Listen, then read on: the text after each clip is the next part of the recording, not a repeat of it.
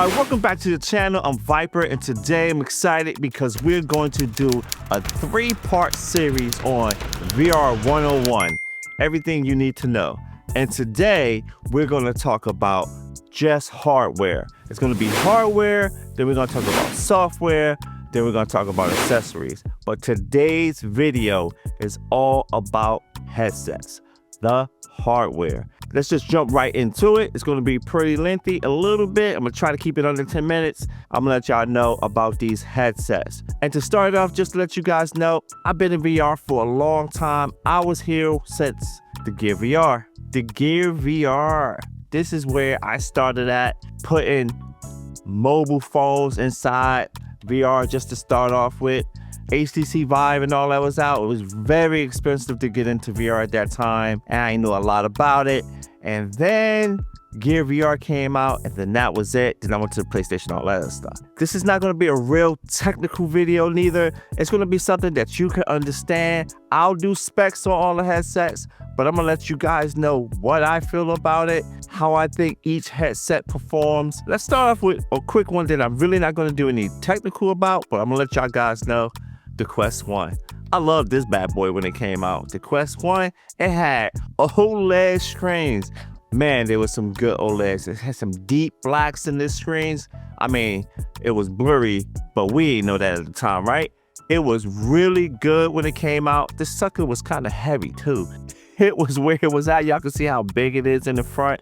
It was the Quest 1. This is what they came out with. It was great. Then they came out with a Quest 2. The Quest 2 released in October of 2020. It had Fresnel lenses, an IPD of 58 to 68, fixed though, a resolution of 1832 by 1920, 120 hertz refresh rate, a FOV of 104 horizontal and 98 vertical.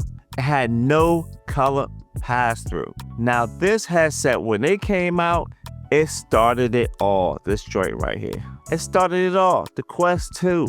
It had the Fresnel lenses. It looked good at the time. The hair strap that came with it was garbage. They made a lot of different hair straps that you can put on. It was good for its time. It had everything that you wanted, and it was a cheap entry into VR. We had the controllers with the circle around it, which was pretty all right at the time, right? They got in your way when you was doing like boxing or something like that, but they was good. The Quest 2 kicked it off. Meta sold a lot of Quest 2s. A lot of people got in VR when the Quest 2 came out. Then they came out with a Quest Pro. The Quest Pro came out on October 2022. It had pancake lenses and not those Fresnel lenses. It had an IPD of 55 to 75.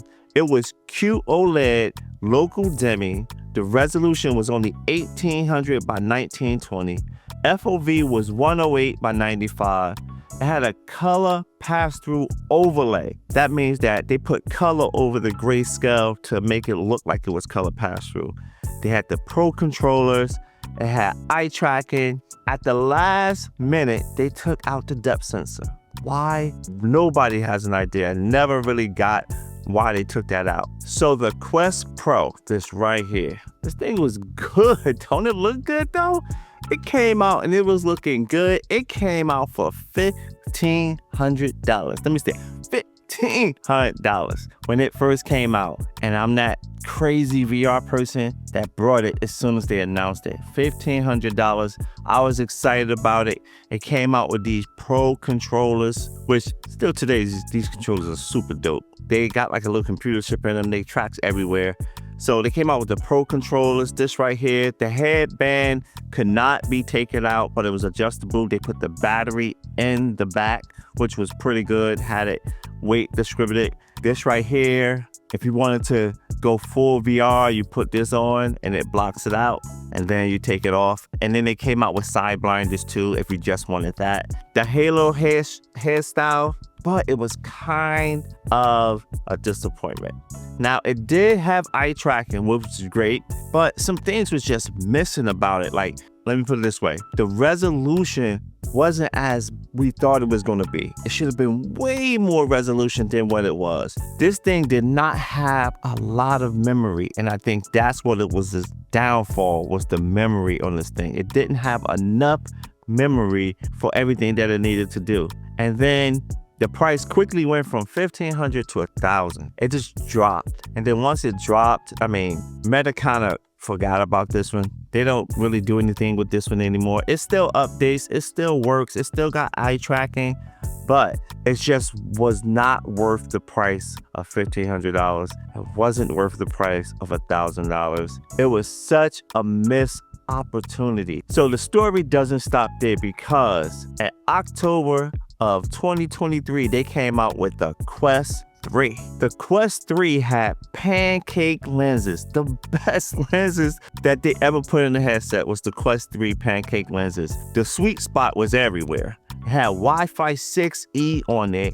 No eye tracking though. IPD of 58 to 71. The resolution is 2064 with 2208. 120 hertz, a FOV of 108 to 98. This thing had real dual color pass-through. This rocked the XR2 Gen 2 chip with 8 gigabits of memory. It's this beautiful thing right here. They did this one right. They came out with the pancake lenses, which was great. It didn't matter the way you would put your IPD. For me, it just worked. On all these headsets besides the Quest Pro, the head strap was trash. You had to get a different head strap, which all these companies make a lot of head straps. I'm rocking the Kiwi on here right now. If y'all guys don't got this one, y'all missing out. But anyway, this headset was the bomb and still is. The PC side of things, it works really good. The link cable, all that stuff works great. Now, it ain't the best color pass-through out here, but the color pass-through is good. The lenses are good. The chip is good. Everything was good about the Quest 3. But they took out eye tracking. They should have left the eye tracking in here. That would have took this headset and took it over the top if they would have left the eye tracking here. But they took out the eye tracking for some reason, not sure. They should have put more memory in here, because it just doesn't have enough memory for all the things that this thing can do. And it can do a lot. I always recommend get the Quest 3. If you're going to get a headset, get the Quest 3 if this is where your budget at around $500, because this headset is the best for the price. I'm gonna touch on another headset that they came out with, and this one was the Quest 3S. This one has the color pass-through, the XR2 Gen 2 chip, but it's really just a Quest 2. They went back, they still got the Fresnel lenses, it still got the same FOV as the Quest 2, it still has the same resolution as the Quest 2, but this one right here has colored camera pass-through, and it has the updated chip, which the XR2 Gen 2 chip. But they took away the earphone jack. If you're gonna use this with headphones, you need an alternate solution like that Kiwi one, but we'll talk accessories in my third video.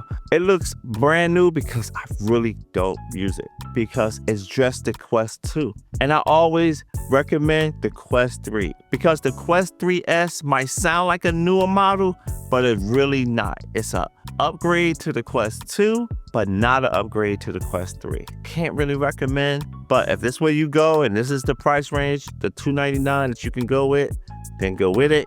But for me, it is the Quest 3. Now we're gonna move on to another headset. It's not all about the Quest, but I wanna bring up two more headsets that I own that I can tell you about. And this next one is the PlayStation VR 2. The PlayStation VR 2 came out in February of 2023. This thing has dual OLED, but Fresnel lenses, which they would have pancake, Fresnel lenses. It has a resolution of 2000 by 2040, 120 hertz, FOV of 110. You need a PlayStation 5 to play it. And it's this thing right here.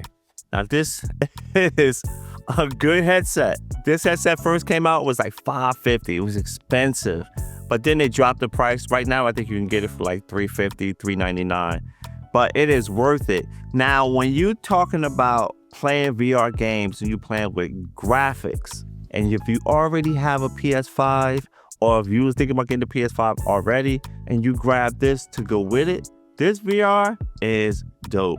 Call the Mountain, all those graphic wise, it blows everything else that I just showed you out of the water because they are running a mobile chip. This one is powered by the PlayStation 5. This headset is super light, so it don't have nothing in it. It could be super light. It doesn't have color pass-through. It don't worry about MR mode and all that. It's just worried about true gaming. Y'all know Sony, PlayStation, all they care about is gaming anyway. The games that comes with this are great, and it has headset rumble. So when you get shot in the head, this rumbles. And the great thing about it is their controllers. It has adaptive triggers. Now, if anybody knows about adaptive triggers, that means when you're shooting a gun, you pull, you feel that weight. It's like a resistance every time you pull it, and every gun have a different pull. Or if you're doing something like a driving game or something like that, it's going to give you resistance. So these triggers, these controllers are great. They look weird, and when I first saw it, I was like, that is weird. But you quickly get used to it. This headset is tethered. It does have a wire that goes to your PlayStation, so you are limited there, but you don't need any base stations. It works. Graphical wise, it's amazing. I can't give it enough praise of how the graphics are with the PlayStation VR 2. This headset, you're talking true gaming now. You're talking really good quality gaming when you're talking PlayStation 5. Some people don't like say it got mirror and all that.